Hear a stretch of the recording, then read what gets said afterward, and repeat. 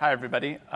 My name is Lehman Garrison. I'm a software engineer in the Scientific Computing Core at the Flatiron Institute. Flatiron Institute is the research division of the Simons Foundation nonprofit in New York City. My background is actually in cosmology and astrophysics. I did my PhD in astrophysics and then a postdoc at the Center for Computational Astronomy at Flatiron. And now I am a staff software engineer, also at Flatiron.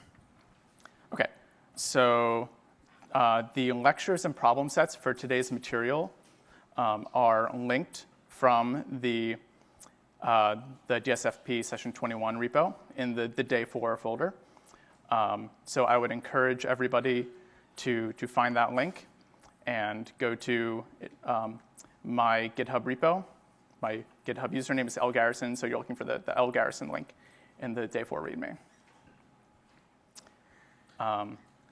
And this repo has the lectures and the problem sets, which are all in Jupyter Notebooks. And there's a couple different ways you can run these notebooks. For today, it's fine if you want to run them on your laptop. But for tomorrow, you'll be needing GPU resources. So there's Google Colab options and Flatiron Institute Binder Hub options. For now, I think people can choose the option that they think will work best for them.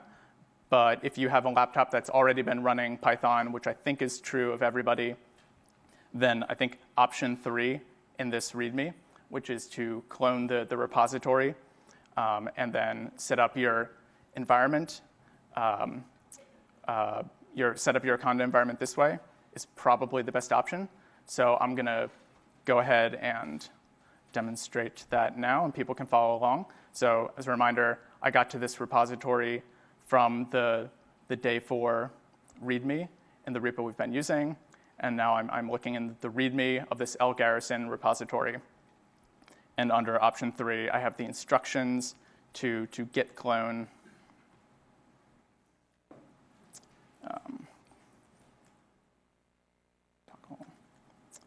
panel to git clone this repository. So I would just go ahead and run that command, paste it in your terminal, and run it. And can I get some thumbs up if people have been able to git clone this repository? OK, great. That's not as many thumbs up as I was hoping. So I'm going to give people another minute. Please raise your hands if you have any questions or don't know how to find this command that I was just showing everybody.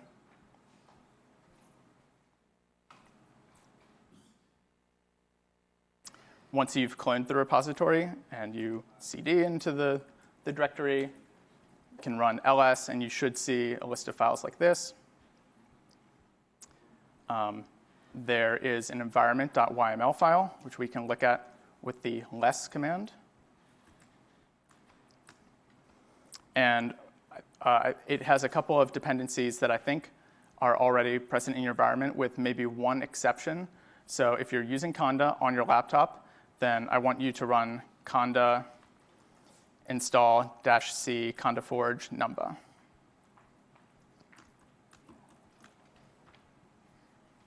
And I'm going to make this a little bigger for the people in the back. So it's this command at the bottom of my screen here. Once you've cloned the repository, you can just install the numba package through condaforge. And we're going to talk about what numba is and why it's so wonderful for high-performance computing today. OK. Can I get some thumbs up if people have cloned the repository and have installed numba or have used Google Colab or something else to get the notebooks? Thumbs up? OK, I think some people are still working. Yes?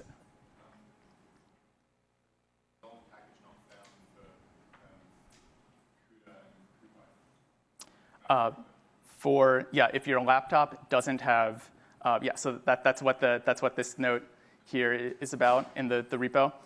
So for today, we're not going to need the CUDA packages. So I would just run the conda install -c condaforge numba command. And then for tomorrow, if your laptop does not have CUDA, then you'll have to use Google Colab or Binder. But yeah, for today, let's just run conda install -c conda forge numpy.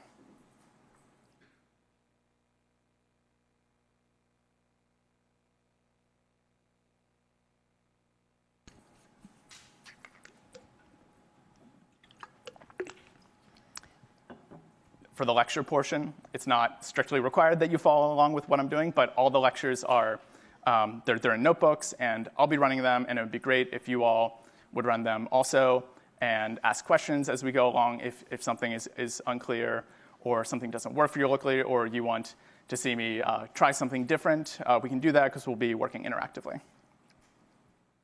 OK, yes?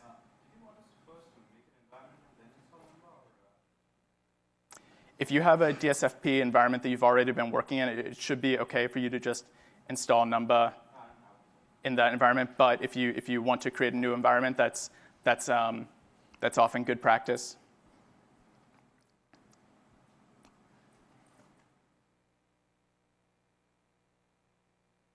OK. I'm going to start the lecture, and hopefully you can follow along in your notebooks. And please ask questions, raise your hand, and we can maybe deviate from the script a little bit. We'll see. OK.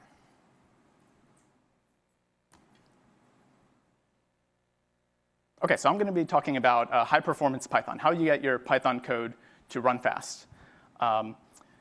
LSST is going to be producing a lot of data.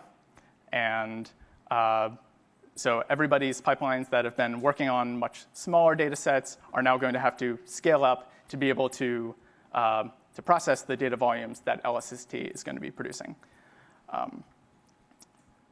So I'm going to talk about some ways you can do that, all while staying in Python. But first, we're going to back up and talk about something that I think you've been using quite a bit in this program, which is NumPy. How's that text size? OK, good. So we all know that NumPy is this foundational package for numerical computing in Python. But I just want us to take a step back and think about, why do we use NumPy? After all, Python has all these data structures, like lists, that you can put arrays of numbers in.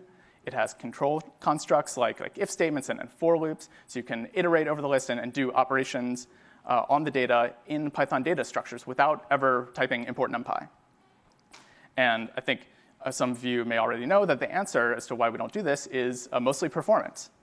Python is an interpreted language, which means that every Python statement is evaluated by the Python virtual machine.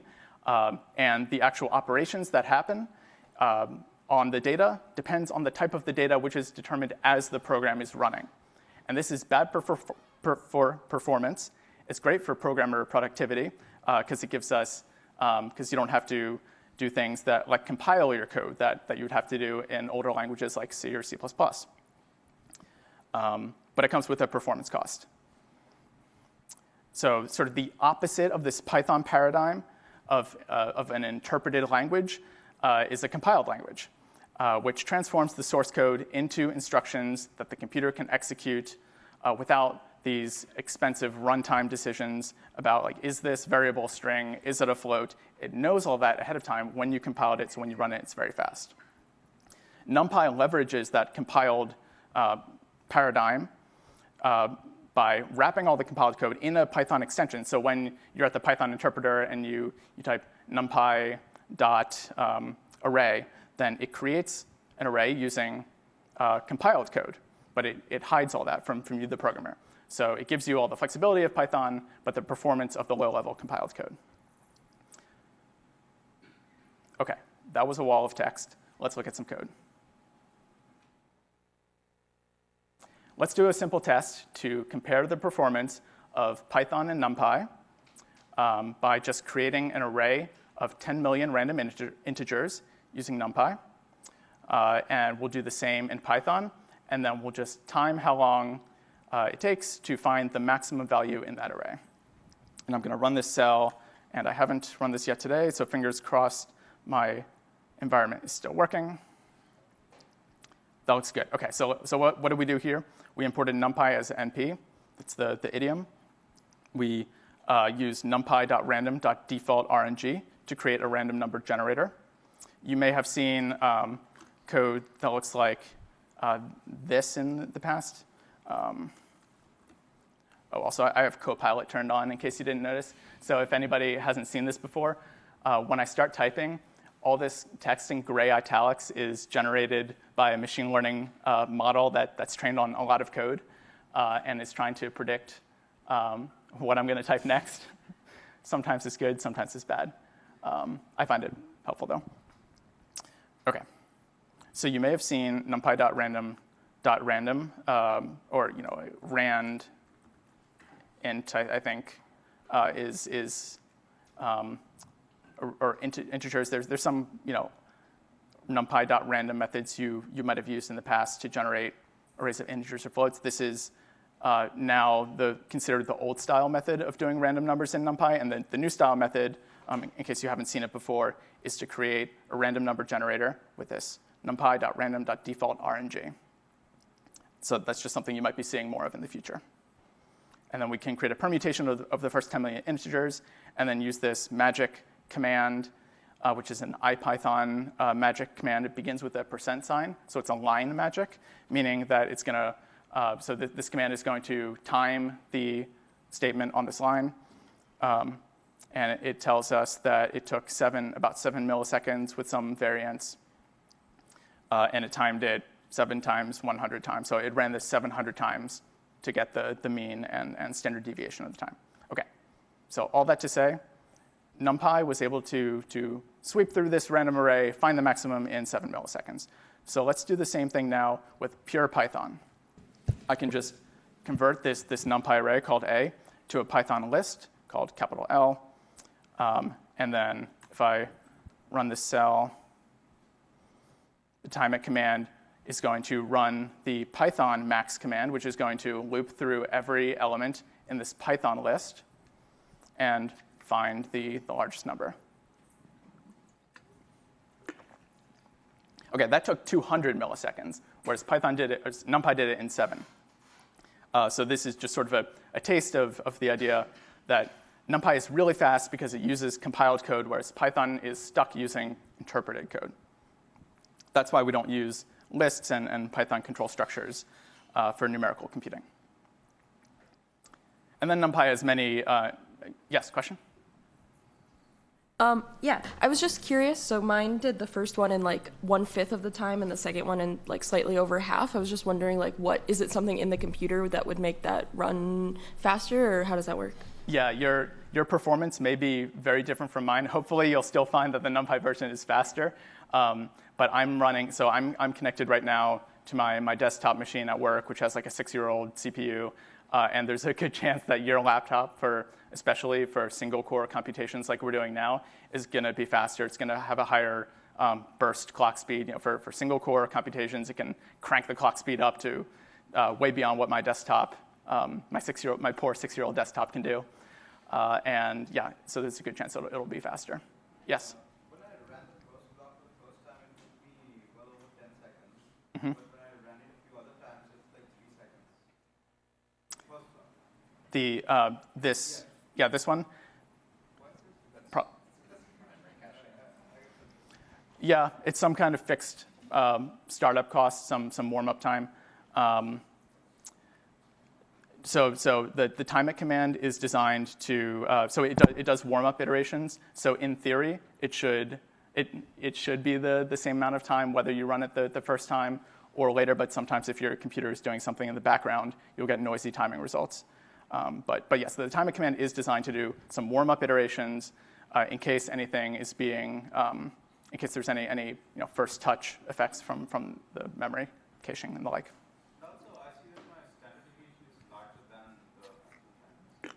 Yeah, so if you're running on your laptop, you have a lot of other things running on your laptop, your browser, VS Code, all sorts of stuff. My desktop machine is not running anything else right now. So it's probably going to be a little bit more stable in terms of the timing than most people's laptops. Similarly, if you're running on Google Colab, you'll find that the timing can be a little bit noisy because you're on some big shared machine that has a dozen other users running on it that are all sort of hidden from you, but you're contending for CPU resources. OK, anything else before we go on? Cool. So besides performance, NumPy also gives us all these important features like array broadcasting and algorithms, linear algebra, that sort of thing that we use a lot in numerical computing. But for today, we're just going to be looking at the performance aspects. OK, so we just talked about why NumPy is so great. But I'm going to hide that. But now I'm going to tell you why sometimes NumPy is not so great. NumPy is really good for array-oriented operations. When we have some big chunk of data that we want to do some operation on, and we can send all that work, the looping, whatever kind of iteration needs to be done, into the compiled layer.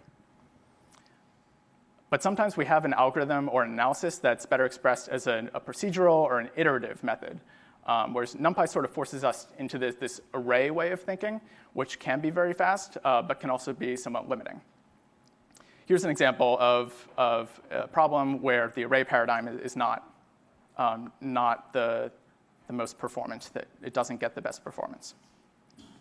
And we're going to look at the example of computing the value of pi via Monte Carlo simulation. And the idea is that if we have a circle inscribed in a box, then we throw down a bunch of random points, the fraction of points that fall in the circle relative to the total is pi over 4. So we multiply that value by 4, and we can estimate the value of pi. And I have this illustrated with this matplotlib function, where I've just drawn 1/4 of the circle because the problem is symmetric. The idea is that we're going to generate these random points that I've sprinkled out here in x, y coordinates and count the blue fraction relative to the total. And the ratio of the blue to the total is what I derived up here. It's pi over 4, so we just multiply that ratio by 4, and we should get something like 3.14, et cetera. So this is a Monte Carlo method, because we're using random numbers, we're throwing random points, and we're estimating the value of a parameter, in this case pi. So how would we write this with NumPy? Well, here's my attempt. I've written this function called compute_pi, which takes n number, the number of points we're going to throw, and a random number generator. So we can use the rng.random function to generate n points, n x comma y points, and then count the fraction that fall in the circle just by checking if the radius, x squared plus y squared is less than 1. So I'm calling the number that fall in the circle n circle, and then the value of pi is going to be 4 times n circle over n. I'm going to first take away, this compute pi, and yeah, OK. I'm not going to time this right now. I'm just going to print the value so that we can be pretty sure that our function is giving the right answer. If I run a few more times, you can see I'm getting 3.13, 143, just due to the inherent randomness in this problem. And now let's get rid of that, and we'll use the time it magic command to see how long it takes to generate 1 million random points, and then count the fraction that fall in the circle.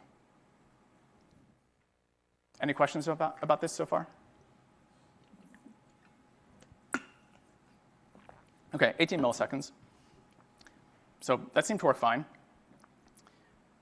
But there's a big downside to this, and that's something that we haven't looked at yet, which is memory usage. We had to create this pos array, which I'm highlighting here, of size 2 times n, 8-byte floats. It's 2 times n numbers. And then squaring that array creates an output array of the same size. And then summing that squared array to get the radii creates another temporary array of half the size. So if we were to keep scaling this problem up, say we were to do n equals 1 billion, that would require 40 gigabytes of RAM, which is more than my laptop has. I think my desktop could handle it. But we'd be creating all this temporary memory for a problem that didn't actually need any temporary storage except for a few variables. And we'll see how we might compute this without using temporary storage very soon. Okay, so allocating big arrays, like this line is doing, comes with two costs. You need enough RAM to hold the arrays in memory.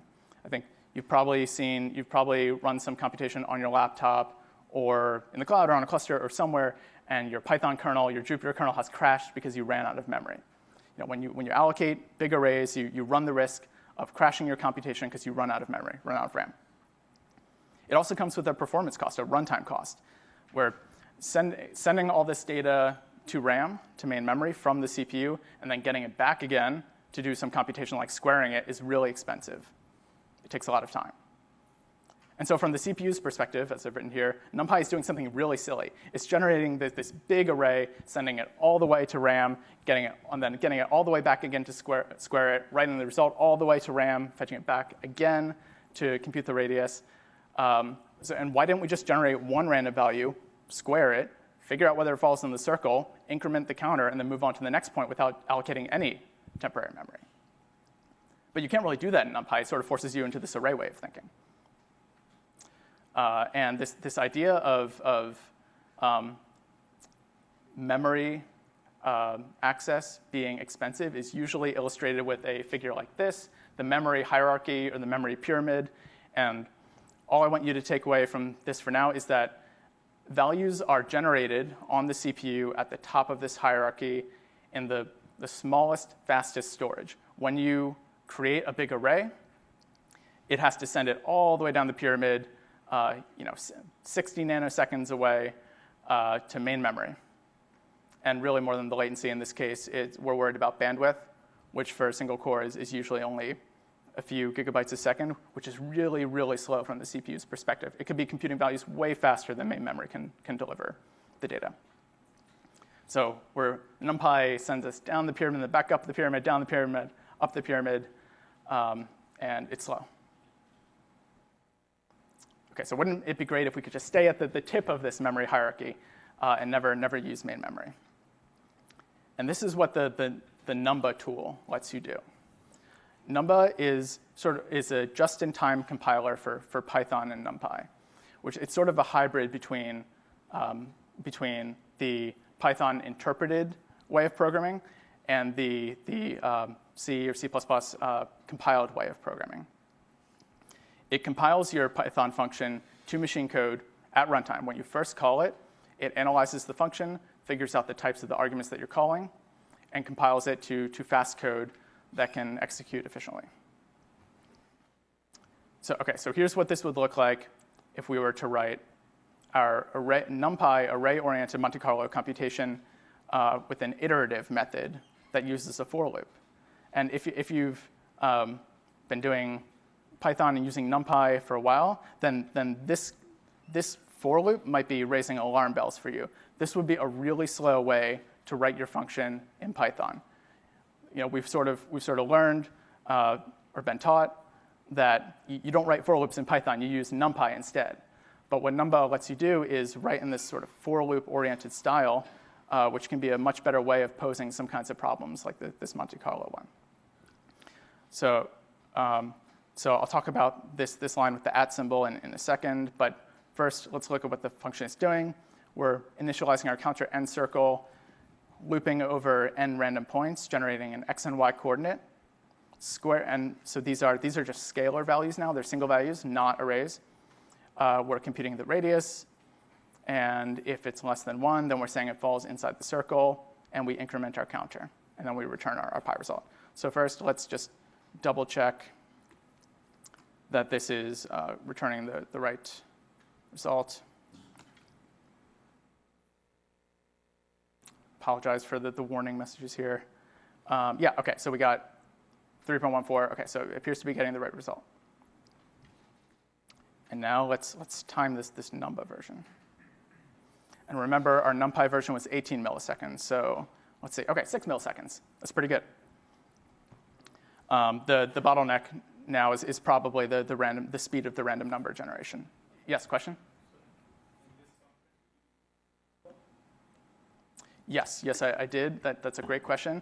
And here is where I used it actually as a decorator before the function. I think you might have been seeing decorators over the last few days. So, and we're using this decorator called njit, which is a funny name, but it stands for no Python just in time. So just in time means that this function is being compiled by Numba at the time you call it. And the N stands for no Python, which means it's just sort of an artifact of the way Numba has been developed. But it says don't allow any pure Python. Everything in here must be compiled successfully. And it's a way of ensuring that the function compiles to fast code. OK, so this function. So the first time we call this function, it'll probably take a couple of seconds. And then afterwards, it takes 6 milliseconds or 3 times faster than our NumPy code. That's pretty good. By Numba standards, that's actually not even a big speed up. But the speed of generating random numbers is probably the bottleneck here. Yes, question? Maybe this is a silly question, but the main difference I'm seeing between the 2 previous iterations and this one is a decline in the number of loops. Just that number at the end there. And so I'm kind of not sure what that number represents. Is that like the number of times it has to run up and down the conceptual pyramid? Oh, sorry. Did you mean the number of time it loops? Yeah. Or like so that's just this one, or were you talking about in the loop in the Python code? No, just that last bit that you were pointing to before, the 100 loops each. Yeah, this is just saying, the time it magic command runs your statement enough times to get it up to, I think it's like 200 milliseconds. It repeats the command enough time so that it takes 200 milliseconds, and then takes that and then repeats it 7 times. So I think this is saying that it ran this function 100 times because it takes roughly, so it would take roughly 600 milliseconds, and then it repeats that 7 times to get the mean and standard deviation. It's kind of a funny 2-level benchmarking strategy. Okay. Just because benchmarking ultra short functions is really hard. Like you can benchmark functions that take nanoseconds or microseconds, and the only way you can really do that is by repeating those extremely fast functions a gazillion times in some big block, and then timing how long the block takes and dividing by the number of function calls. So I know that's a lot of work. That's very abstract and probably doesn't make much sense. But it's safe to compare these numbers. You don't need to like divide by 700. That's already been done. Yeah. Okay. So any more questions? Yes. Yeah, I have 2 questions. Is there any situation where you would want to just use numba.jit instead of the no Python JIT? And the second question is, how does this just-in-time compilation compare to, for example, like JAX, which also uses just-in-time compilation? Yeah, and when you would use one over the other? Both great questions. The first one, JIT versus njit. I would say just always use njit. Actually, the default behavior in, I think, the next version of NumPy, when you call JIT, and actually we can just try it now, see what happens. I think it's going to give us a warning message that says in the next version of, no, it didn't. OK. Maybe it's hidden. Anyway, the default behavior is changing in the next version of Numba, so that when you type JIT, it is basically an alias to njit, because people found the JIT behavior, which mixes pure Python and compiled Python, so confusing and hard to work with. So JAX is another popular framework that also does just-in-time compilation. And in my mind, it's very complementary to Numba. JAX is still an array-oriented way of thinking, and it traces your computations through this big computational graph to compile it to efficient code, to eliminate temporary allocations, kind of similar to what we did here with Numba. But it's not very good at these kind of iterative computations. Anybody who's used JAX knows how hard it is to write a for loop. There's ways around that in JAX. But it is also trying to solve the backpropagation and autodiff problem. Numba has nothing to do with derivatives and autodiff. If you need derivatives in your computation, definitely use JAX. if you just have one expensive function that you want to optimize, some expensive NumPy calls, then Numba is often a great fit. And actually, you can, because Numba compiles under the hood to a function with a C function call prototype, you can actually call Numba functions from JAX and mix them in all sorts of fun ways. Yeah, they're complementary. Yes, question? Does the JIT compiler benefit at all from type hints? Like if you type hint everything inside of the function and make it like type safe when it compiles the code in the back end, does that help performance at all? Also a great question. I think the answer right now is no. There are ways to decorate the I think the njit with the type signatures, and I don't remember what the syntax is. Let's see if we can get Copilot to tell us what the syntax is. Specialized for int, well, ng type. I have no idea what it's going to do here, but we'll find out. Yeah, okay, I think that's it. Yeah, Numba has its own special syntax for being told about the types of the function in case you wanted to do ahead of time compilation. Yeah, but but it's not, most of the time it's not necessary because it infers the types, or it knows the types when you call it. Yeah, it sees these types. Cool, any other questions? Okay, great, let's keep going. We already talked about this decorator and this funny idea that we started by talking about how for loops in Python are so bad, and so we use NumPy to avoid them, and now we've come full circle to writing for loops in Python using Numba. But it won't make everything faster, and Numba has to support the library or package that you're using, so I just wanted to quickly demonstrate that, for example, Numba doesn't know anything about AstroPy tables. If you were to pass Numba variable t that has type table, and then you try to do some indexing. Maybe we have this column called A and return some sum, and we run this, it will give us an error. It gives type error, all sorts of complicated, failed in no Python pipeline, complicated error messages. That all boils down to the fact that Numba doesn't know about AstroPy tables. It knows about Python, and it knows about NumPy and some SciPy as well. So really, if you can boil your expensive computation down to just a single function or a couple of functions that expresses the expensive computation using NumPy, then Numba is a great fit.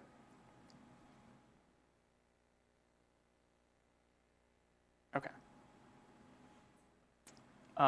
So in this case, the way we would fix this is by passing by indexing the column of the table before we pass it to the Numba function. So here in the last line of this cell, I've indexed the table to fetch the column A, and then pass the result of that to Numba.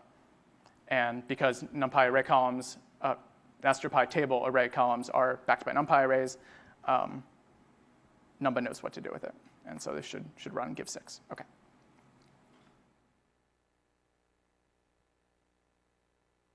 It can sort of take a little bit of getting used to thinking the way Numba wants you to think. You can compile a lot of NumPy code to using Numba, pretty much any NumPy code, but it may not give you a big speed up unless you rewrite it in a way that is fast for Numba. So here's an example of that. I've taken the exact same code that we started off with, computing the value of pi using NumPy arrays. So remember, this first line of the function is where we generated n times 2 random numbers, and then we found the radii, x squared plus y squared, using this line to estimate pi. And this is all NumPy, so we can compile it and time it, and we find it gave us 0 speed up. It took 18 milliseconds, exactly what it took in the very beginning. And that's because it's still doing all these temporary array allocations.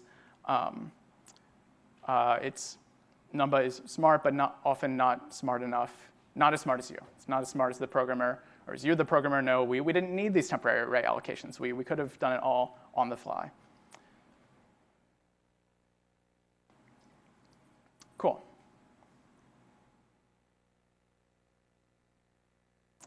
Any questions about that? Great. Let's see, how are we doing on time? I think we start at 1, I think we're doing, if I remember correctly, 1:30 to 2:30, and then 2:30 to 4 for the problem set. Great, okay, we're doing well.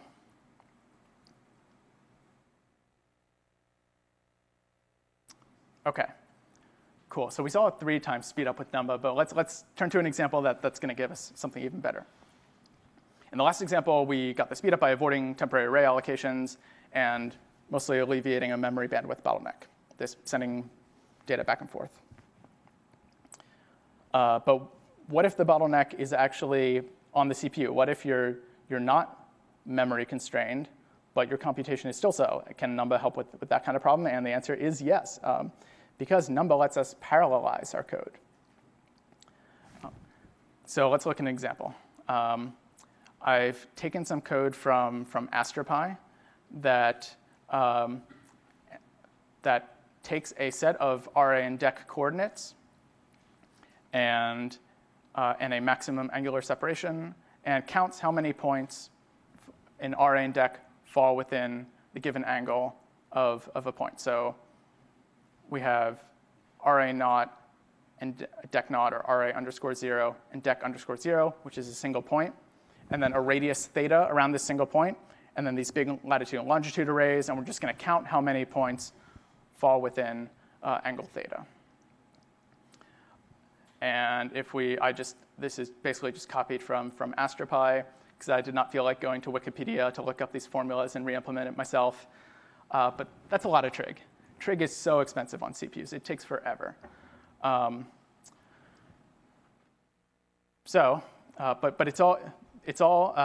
because it's so expensive for the CPU, we would love to be able to get multiple CPUs working on this. We want to parallelize the code. NumPy doesn't really have a good way to let you parallelize code. Most NumPy builds are not enabled for parallelism. But Numba lets you, the programmer, write some parallel code that can speed this up. Okay.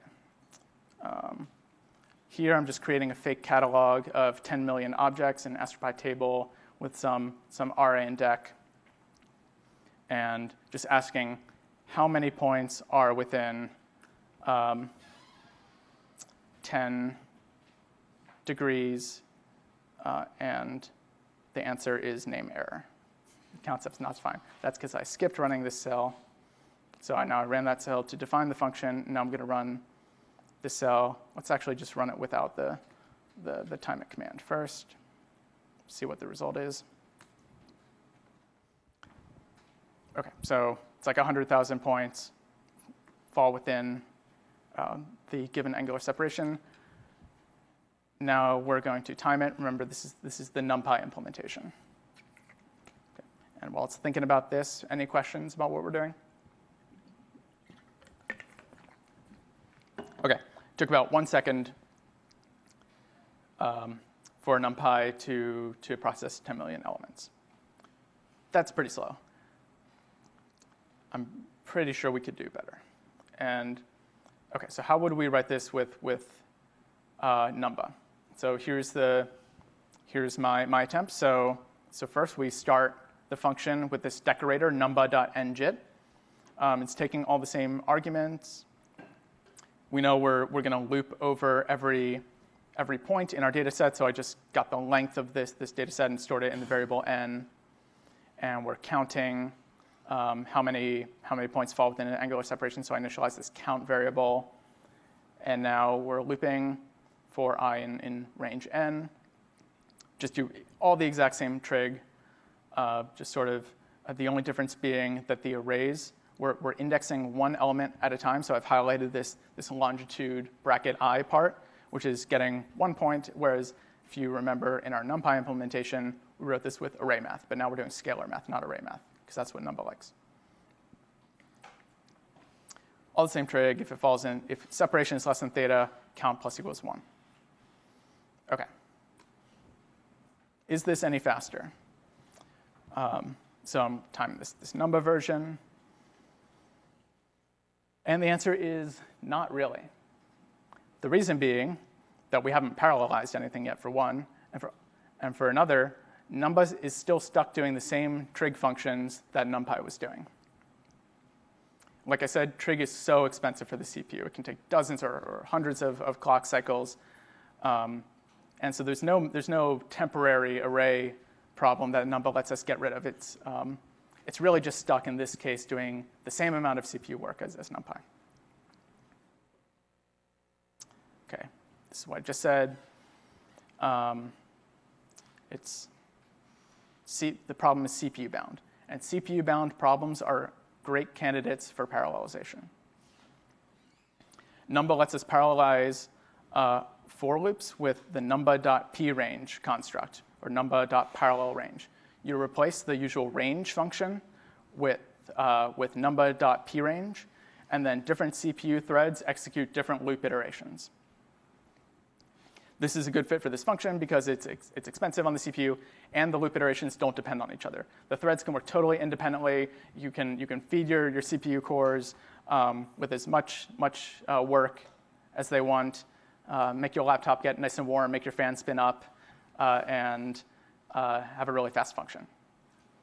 So what do I need to do to translate the version that we just wrote to a parallel version? I just changed two things about the function we looked at. One is that I added this parallel equals true argument to the numba decorator. And the other, I explicitly marked this for loop as the one we want to parallelize.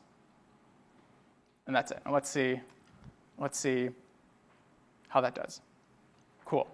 60 milliseconds instead of over a second. It's pretty good. That's like a 20x speed up. It took 1.2 milliseconds. Yeah, that's more like it. That's a HPC.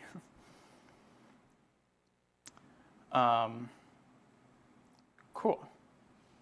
So numba both has ways to let us alleviate memory bandwidth bottlenecks by avoiding temporary array allocations, and it has ways to help us speed up CPU-bound computations with parallelism.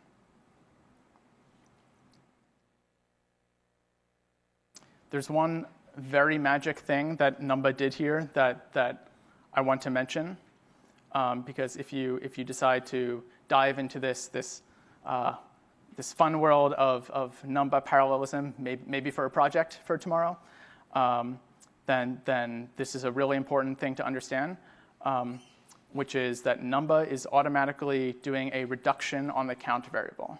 So, what do I mean by that? So we have this count that we initialized before the for loop that every thread is incrementing in.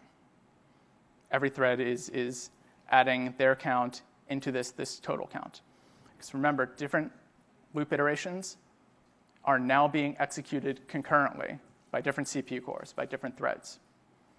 So everybody is trying to write their result, do count plus equals 1 into the same variable. And if numba did not magically fix this for us, then this would be what's called a race condition. Different threads trying to update the same variable gives wrong results. And we can break down exactly what a race condition is in this wonderful table that ChatGPT wrote for me, because it's annoying to write a big table in Markdown. But before I explain that, question, yes? How does numba know what your atomic variable is? It infers it. Yeah. It infers it based on what variables outside the parallel scope are being updated inside. And there are certain rules for what kind of variables it'll successfully infer this on. And I've linked the documentation in this notebook so you can read more about exactly what works and what doesn't. For example, if count was an array and we were reducing into different elements of count, it would not automatically infer a reduction on that. But because count is a simple scalar, it safely infers the reduction. Yeah, and there's also, you can make numba be more verbose when it's compiling, so it tells you exactly what it's doing and which reductions it infers. Okay, so let's talk about race conditions, because this comes up all the time in any kind of parallel programming. We're doing thread-based parallel programming also, but if you've used MPI before, the same idea can apply when you have more than one parallel worker trying to work with a shared resource. Okay, so in this example, time is proceeding from top to bottom, and I've marked the times T1 through T6. And we have two threads, and the operations they're doing are these two columns, thread 1 and thread 2. And then on the right, I have the value of the shared variable called count. And we'll see how this produces a bad result because the two threads are racing. So let's say just by chance, because one CPU core was working a little faster than another, thread 1 reads the shared variable count. The value is initially 0. Okay, fine. Then thread 2 goes at time 2, reads the value, still 0. The thread increments its count. Maybe it found a point that satisfied our condition, but it has not yet written that value back out to shared memory. Thread 2 does the same thing. It also happened to find a point that needs the count to be incremented. And now thread 1 at time 5 writes the value back to shared memory. And thus the shared variable count in this right-hand column here has been updated from 0 to 1. But thread 2 didn't know about it. It has its own copy that it's working on. And now it's ready to write its incremented value back into shared memory. It also writes 1 because it read 0 initially and it incremented it to 1. So at the end, even though this shared variable should have a value of 2, it ends up with a value of 1 because the two threads were racing. They were competing with each other to update this value. It's called a race condition. And that's exactly what I've explained in gory detail in this wall of text down here. And there's a link to read more about parallel reductions in NumPy.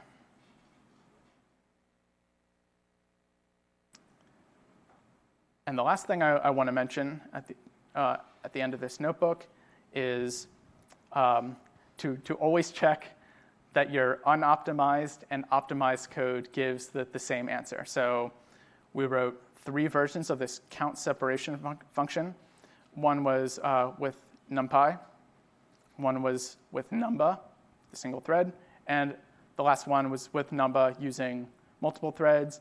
And so I'm just printing the value here of all 3 of them. And we see, thankfully, they give the same answer, even though we got a 20 times speed up with numba. They're still getting the same answer, thankfully. And if you're really paranoid about parallel race conditions, you might run this a bunch of times to make sure that there's nothing non-deterministic happening. But in this case, I can assure you what we've written is safe. And we got a nice parallel speed up using numba. OK, questions?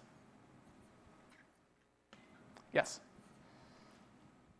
Is there a good way to, like if your speed up makes it, way more on a time scale that is like doable and the expanded version is like way too long to really run the whole thing, is there a better way to compare that they would give the same answer? Does that make sense? Yeah. That's a great question, and that's a hard problem in general. If you have some slow, stable method that gives a known good result, and you want to test it at scale against your fast method.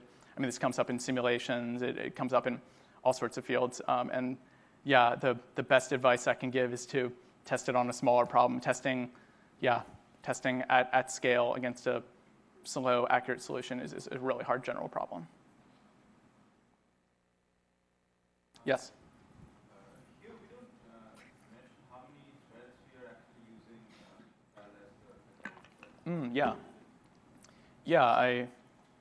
I skipped that, didn't I? Yeah, I guess I didn't talk about that. In this case, it's using 24 threads. Let me make sure I didn't. Nope, I forgot to put in this notebook. Thank you. In this case, so by default, it uses as many threads as you have CPU cores, or in detail, it looks at what's called the affinity mask of the process, like how many cores are allocated to it. So if you're running on a shared cluster, you might only be using a fraction of the cores because you've asked Slurm for 6 cores or whatever on the machine. Numba will see that through the process affinity mask and use 6 by default. But there's a way to control it, which is just numba.set num threads. Actually, I think it's probably using 24 by default, because that's what my desktop has. Let's actually check that with numba.get num threads.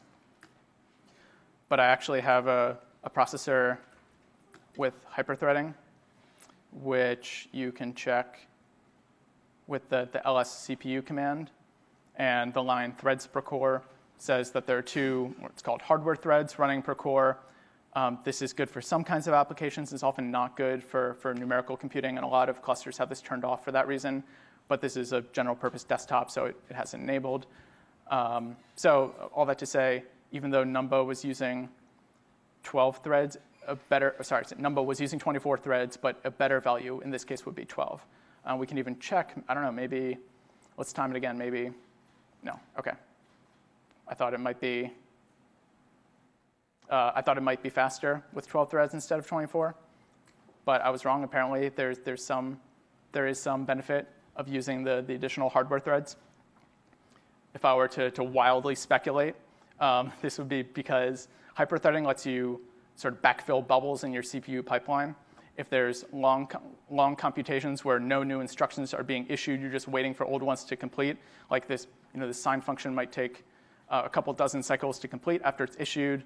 The CPUs are heavily pipelined, so you can be launching new instructions while old ones are still being processed. Hyperthreading lets you do that, and so it's probably the fact that these instructions have long latencies that is giving us a speed up here. Yes. So you mentioned that here in parallelization, they are not related, like the loop. Yeah.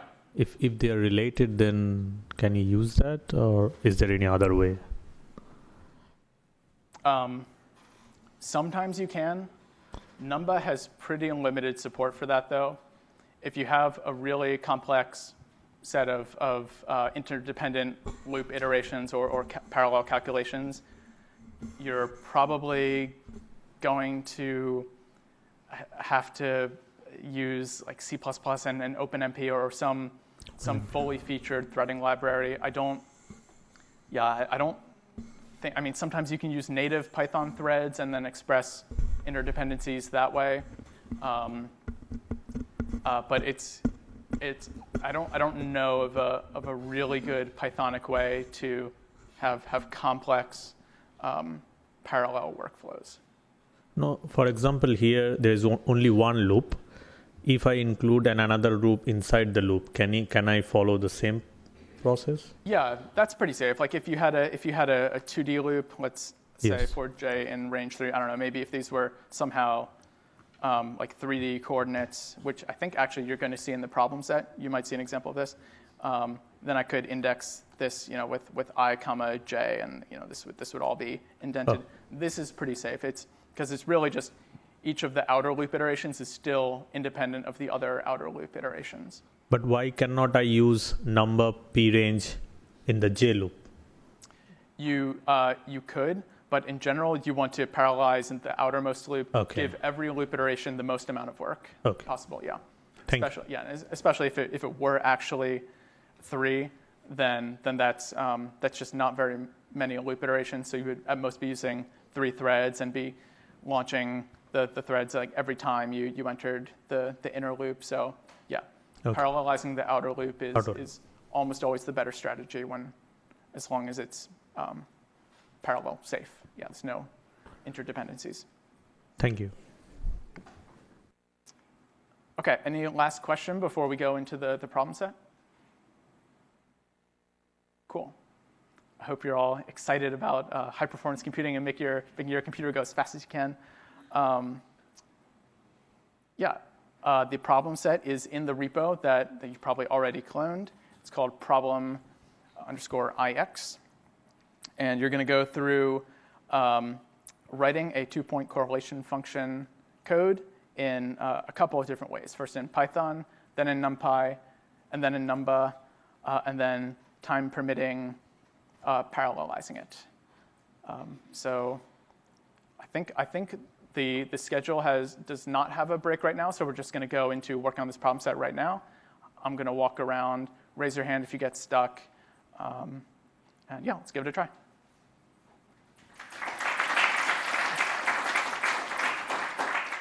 Let's go ahead and look at my solution for the NumBA version of this algorithm. I know everybody's excited to start thinking about their hack ideas. So let's go ahead and wrap this up. So with the NumBA version, we sort of go back to what we were doing before with Python, which is really slow, and it's writing this doubly nested for loop. And I also told you in the text above that it's going to be a lot faster if you write the code in such a way that it assumes that your coordinates are in 3 dimensions. You write dx separately from dy separately from dz. It's a little bit of a pain, but the speed up is worth it. OK, so dx should be points I, 0, and yeah, Copilot is smart enough to fill that in for me, and it's going to fill in dy and dz. Great. Yeah, so galaxy I, x-coordinate, y-coordinate, and z-coordinate. And then this, likewise, is going to be just the exact same code that we did before with this funny numpy.rint round int function for dx, dy, and dz. This is going to, for sure, is going to be np.square root of the Euclidean distance norm. Bin index is going to look like what we did before in the Python version. Hopefully. And then this if statement is also going to look like what we did in the Python version. This condition effectively saying if our separation is less than Rmax, increment the bin index that it falls into, the count at that index. This is all the same. I think that's it. Let's give it a try and check the correctness. True. OK, great. It's correct. And now we're going to time the NumPy version first. That's the version that created this monstrous n by n by 3 matrix. And I wrote here that NumPy should take around 5 seconds, so hopefully that's still true. And it's going to time it at least 7 times, so we're probably going to have to wait at least 35 seconds.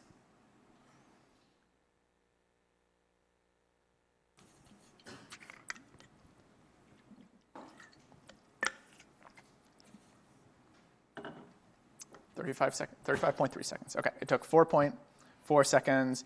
Now it's running the NumBA version, 877 milliseconds. That's really good. We're now over, so that's about 6 times faster than the NumPy version and 2,000 times faster than the pure Python version.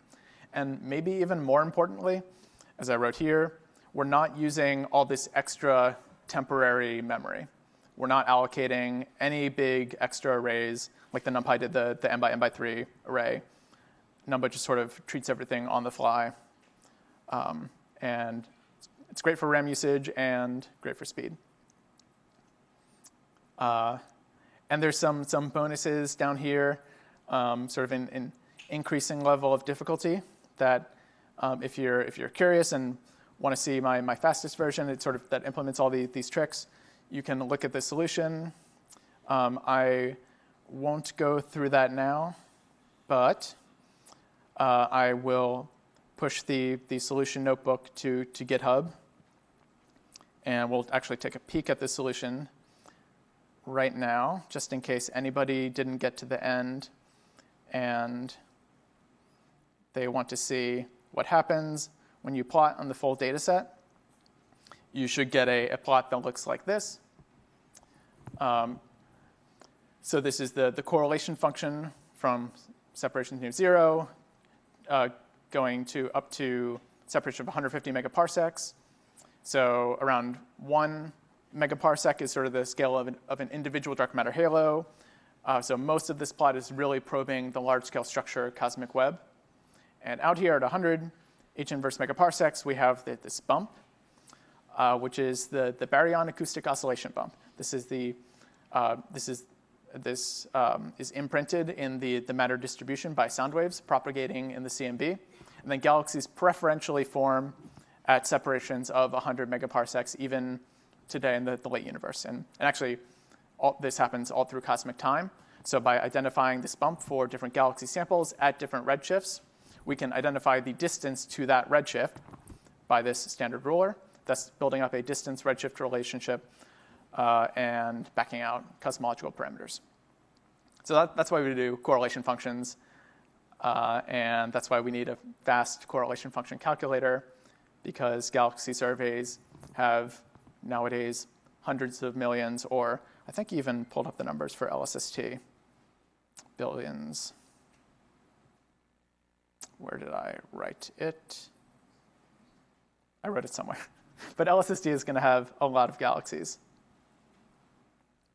Yeah, it's going to have billions of galaxies. So they'd better have a highly optimized two-point correlation function. And so I hope this has given you a little flavor of what that looks like and how you might apply similar optimizations to your own code. Question? Does number flatten multidimensional arrays in the background, or should you flatten them yourself for better memory access? That is a great question. I think by default, it does not flatten them. And I think I have seen situations where writing a single for loop over the flattened array is faster than writing a nested for loop over the unflattened array if it's like a 2D array or something. With Numba, a lot of the time you just have to benchmark it and find out. You can also, if you're really curious, you can look at the LLVM intermediate representation or even the assembly output, like the different stages from Python code to Python bytecode to LLVM to assembly to machine code, and sort of look exactly at the code that Numba is generating to figure out exactly what it's doing. Okay, that's it. Thank you all for your attention, and happy hacking.